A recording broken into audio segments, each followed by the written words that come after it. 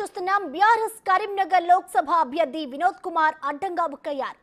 తనది కాని భూమిని తన భూమిగా ఎన్నికల అఫిడవిట్లో చూపడంతో వినోద్ పై తీవ్ర స్థాయిలో విమర్శలు గుప్పిస్తున్నారు. తన భార్యకు చెందిన భూమితో పాటు తన కుటుంబ భూమి వివరాలను కూడా ఆయన తప్పుగా పొందుపరిచారని విమర్శలు వెల్లువెత్తుతున్నాయి. అఫిడవిట్లో చూపించిన ఆస్తుల వివరాల్లోనే ఇంత గోల్మాల్ జరిగితే సీక్రెట్ గా ఇంకెన్ని అక్రమాలకు పాల్పడ్డారో అనే అనుమానాలు అందరిలోనూ కలుగుతున్నాయి.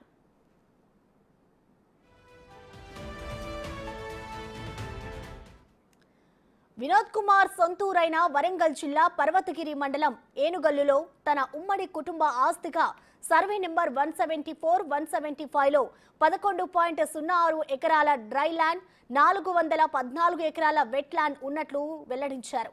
అయితే ఇందులో పేర్కొన్న 251/B సర్వే నెంబర్లో వినోద్ కుమార్ కుటుంబానికి ఎలాంటి భూమి లేదని తెలుస్తోంది.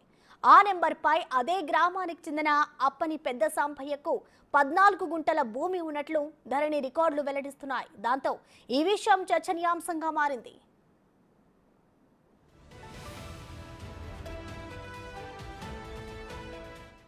అలాగే ఏనుగల్లులోని సర్వే నెంబర్ 286లో ఉన్న మొత్తం భూమి 1.15 ఎకరాలు అని ధరణి రికార్డులో కనపడుతోంది. దాంతోపాటు ఆ భూమి అంతా నల్లపు నాగలక్ష్మి పేరిట చూపిస్తోంది. కానీ వినోద్ తన అఫిడవిట్లో 286A లో తనకు భూమి ఉన్నట్లు పేర్కొన్నారు. అసలు ధరణిలోనే లేని సర్వే నెంబర్లో భూమి ఉన్నట్లు వెల్లడించడం, ఎన్నికల సంఘానికి తప్పుడు సమాచారం ఇవ్వడంపై విమర్శలు వ్యక్తమవుతున్నాయి.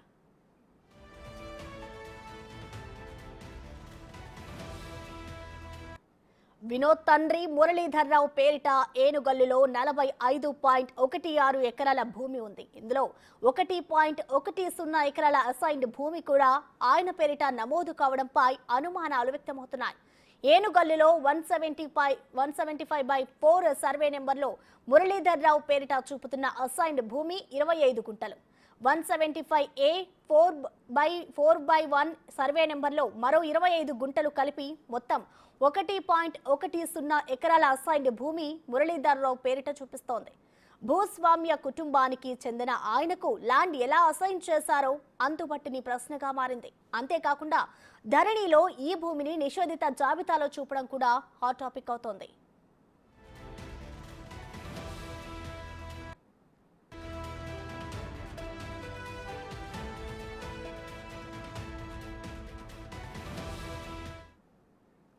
దీనికి సంబంధించిన మరింత సమాచారం మా ప్రతినిధి శ్రీనివాస్ లైవ్ లో అందిస్తారు.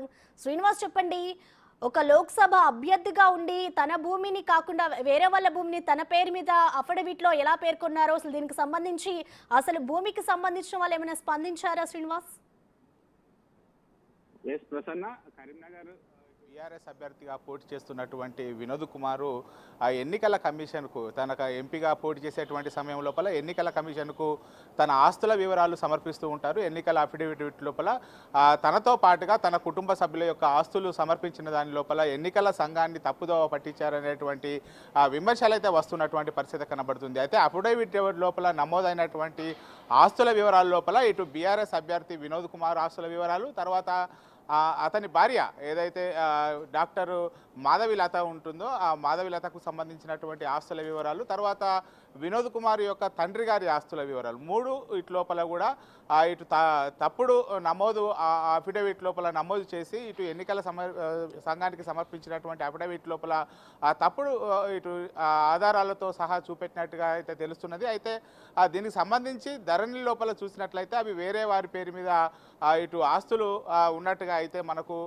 తెలుస్తున్నది. మొత్తానికైతే ఇటు వినోద్ కుమారు, తర్వాత అతని తండ్రి, తర్వాత అతని భార్య, ముగ్గురు పేరు మీద ఉన్నటువంటి ఆస్తులు అయితే అవన్నిటి లోపల తప్పుదోవ పట్టి ఎలక్షన్ కమిషన్కు ఇటు తప్పుదోవ పట్టారనేటువంటి అయితే విమర్శలు వస్తున్నటువంటి పరిస్థితి కనబడుతున్నది. మొత్తానికైతే ఆ బీఆర్ఎస్ అభ్యర్థి వినోద్ కుమారు ఇటు కరీంనగర్ లోక్సభ బీఆర్ఎస్ అభ్యర్థిగా ఇటు నామినేషన్ వేసినటువంటి సమయం లోపల చూపెట్టినటువంటి ఆస్తుల లోపల ఇటు తన తండ్రి పేరు మీద, తర్వాత తన భార్య పేరు మీద, తన పేరు మీద, ముగ్గురు పేరు మీద చూపెట్టేటువంటి సమయం లోపల ఇటు వినోద్ కుమార్ యొక్క సొంత గ్రామము ఏదైతే వరంగల్ జిల్లాకు సంబంధించి ఆ పర్వతగిరి మండలము ఎమిగనూరు లోపల ఉన్నటువంటి ఉమ్మడి కుటుంబ ఆస్తి లోపల అయితే ఇటు 175, 175A, 251, 280 ఇలా కొన్ని సర్వే నెంబర్ లోపల భూములు కూడా చూపెడుతూ పేర్కోవడం జరిగింది. అయితే దీని లోపల ముఖ్యంగా 251/B సర్వే నెంబర్ లోపల వినోద్ కుమార్ కుటుంబానికి ఎలాంటి భూమి లేకపోయినా కానీ ఆ కుటుంబానికి సంబంధించినటువంటి భూమి లేకపోయినా కానీ అక్కడ 14 గుంటల భూమి